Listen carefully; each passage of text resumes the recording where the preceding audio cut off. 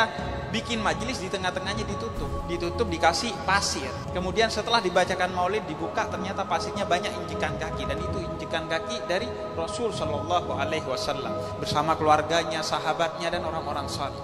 Nabi hadir. Teman-teman sekalian, ruh tidak akan pernah kembali ke dunia. Titik. Ini semuanya tidak masuk akal. Makanya jamaah sekalian, jangan terlalu percaya hal-hal yang aneh-aneh. Kalau kita bahagia di alam kubur, berarti ruh kita akan disibukkan dengan kebahagiaan. Itu bukan ruh, karena ruh tak bisa dipanggil. Kalau bisalah ruh dipanggil, maka bisalah dipanggil ruh Nabi Muhammad SAW untuk ditanya mana hadis sahih, mana hadis dhaif, mana hadis palsu. A'udzubillahiminasyaitonirrajim. Bismillahirrahmanirrahim. Teman-teman, kali ini saya ingin memberikan tanggapan atau respon terhadap ceramahnya Ja'far Hussein. Katanya dia berpidato dengan acara Maulid Nabi, dimana kalau merayakan acara Maulid Nabi itu Nabi Muhammad hadir. Coba kita langsung simak seperti apa pernyataannya dan kita langsung berikan jawaban. Kehadiran Nabi itu tidak mesti secara fisik. Karena kalau secara fisik gak adil. Nabi cuma hadir 14 abad yang lalu secara fisik. Oke, karena itu Nabi Muhammad panggil rohnya.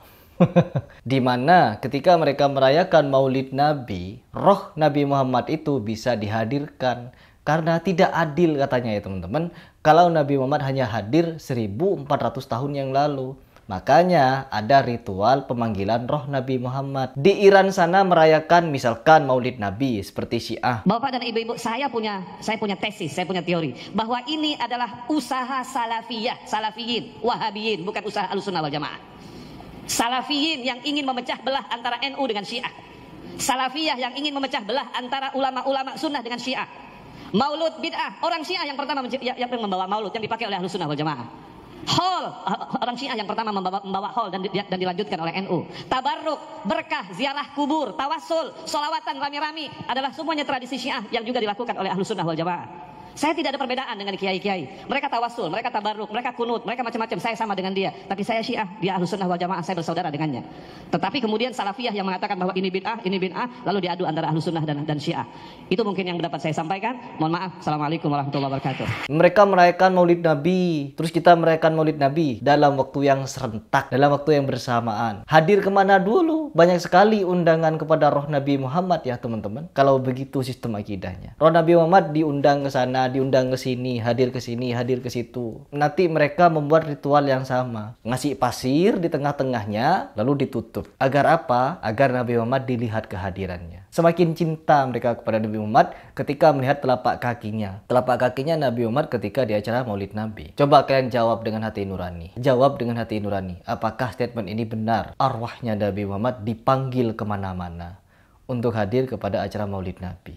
Pikirkan dengan baik. Ya, pikirkan dengan baik. Lanjut. Itu yang dimaksud ayat ini tentu kehadiran Nabi secara batin juga. Bagaimana menghadirkan Nabi secara batin? Ya melakukan majelis-majelis seperti ini.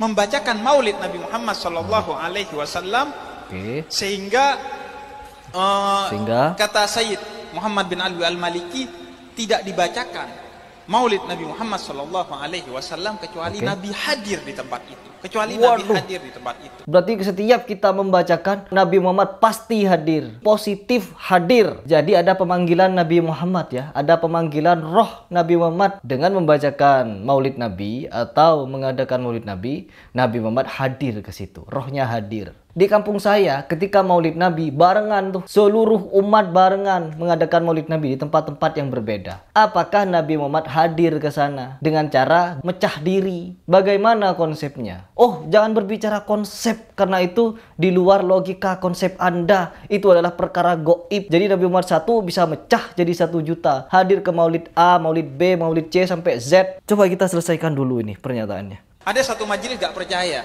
Masa Nabi hadir beneran? Gak percaya, bikin majelis di tengah-tengahnya ditutup. Dikasih pasir. Kemudian setelah dibacakan maulid dibuka, ternyata pasirnya banyak injekan kaki, dan itu injekan kaki dari Rasul Shallallahu Alaihi Wasallam bersama keluarganya, sahabatnya, dan orang-orang saleh. Nabi hadir. Coba kita ulang lagi. Siapa saja? Nabi di tengah-tengahnya ditutup. Siapa saja katanya yang hadir? Coba kita dengar ya. Katanya bukan cuma Nabi yang hadir. Ditutup dikasih pasir. Kemudian setelah dibacakan maulid dibuka ternyata pasirnya banyak injekan kaki, dan itu injekan kaki dari Rasul Shallallahu Alaihi Wasallam bersama keluarganya, sahabatnya dan orang-orang saleh. Ya Allah, jadi banyak orang soleh hadir ke sana atau arwahnya orang soleh datang ke sana rame-rame ikut merayakan. Ini kok ngomongnya ngawur ini ya. Ya Allah, Nabi Muhammad hadir dan para sahabat, para keluarganya, ya Allah. Begitu gampangnya manggil arwah. Ada ritual manggil arwah. Teman-teman, arwahnya orang-orang soleh terdahulu bisa dipanggil, arwahnya Nabi Muhammad bisa dipanggil. Enak sekali bisa manggil-manggil arwah. Saya tidak mau berbicara panjang lebar atau memberikan bantahan yang terlalu panjang kepada Husain Ja'far. Namun melalui perkataan ini, Ja'far Husain patut untuk mempertanggungjawabkan. Mari kita lakukan pembuktian. Ya, di setiap maulid Nabi, usahakan semua umat membawa pasir lalu diletakkan di tengah-tengahnya dan ditutup. Lalu setelah selesai maulid Nabi dibuka, apakah benar Nabi Muhammad akan hadir ke sana beserta orang soleh terdahulu, keluarganya, sahabatnya dan lain sebagainya. Agar semakin cinta kita di dalam rangka pemanggilan arwah ini. Karena apa? Hal ini bisa termasuk kepada bab penghinaan kepada Nabi Muhammad, keluarga Nabi Muhammad dan beserta para sahabat. Seolah-olah roh mereka bisa gentayangan di dunia, bisa dipanggil ke sana sini dengan dalam kurun waktu bersamaan di tempat-tempat yang berbeda. Begitu. Na'udzubillah min dzalik. Kalau Nabi jalan-jalan setiap saat, bisa mampir fulan ya, bisa hadir acara maulid misalnya, bahkan terkadang acara maulid 5 dalam waktu yang sama Nabi hadir 5-5-nya ya. Kalau begitu caranya berarti Nabi tahu kondisi alam semesta atau tidak? Nabi tahu kondisi umatnya, Nabi harusnya memberi solusi. Kan banyak masalah sekarang ini. Harusnya Nabi datang kepada ulama kasih solusi. Terus Nabi muncul-muncul tidak kasih solusi juga. Buat apa? Ini bertentangan dengan sifat Nabi yang bil mu'minina raufur rahim. Nabi itu sangat sayang kepada kaum mukminin. Azizun alaihi ma anittum, kata Nabi, kata Allah Subhanahu wa taala, Nabi itu merasa berat apa yang beratkan kalian. Sekarang umat dalam kesulitan atau tidak? Iya atau tidak? Kalau Nabi bisa keluar jalan-jalan, kenapa Nabi tidak pergi ke Raja Salman misalnya? Salman, begini. Kan manfaatnya ada. Terus ketemu dengan ini, ketemu dengan si fulan, ngajarin sholawat ini, ketemu dengan si fulan, kunjungan ke rumah si fulan, ya.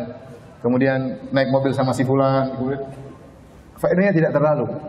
Dan yang benar, Nabi tidak demikian. Saya sering sampaikan, bagaimana Nabi waktu meninggal, Fatimah sedih.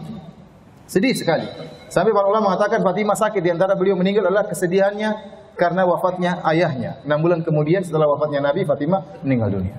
Ya, kalau Nabi bisa keluar-keluar, ngapain Fatimah sedih? Jangan sedih wahai putriku. Saya akan kunjungi kamu tiap hari.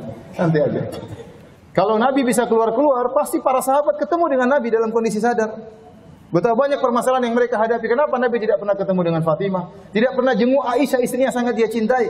Yang Nabi waktu sakit ingin dirawat oleh Aisyah. Istrinya 9 tidak ada yang dia jenguk.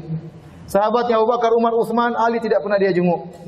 Imam Syafi'i tidak pernah dia jenguk. Imam Malik tidak pernah dia jenguk. Imam Ahmad tidak pernah dia jenguk. Imam Abu Hanifah tidak pernah dia jenguk. Ente dia jenguk. Ente ini siapa? Ente ini siapa?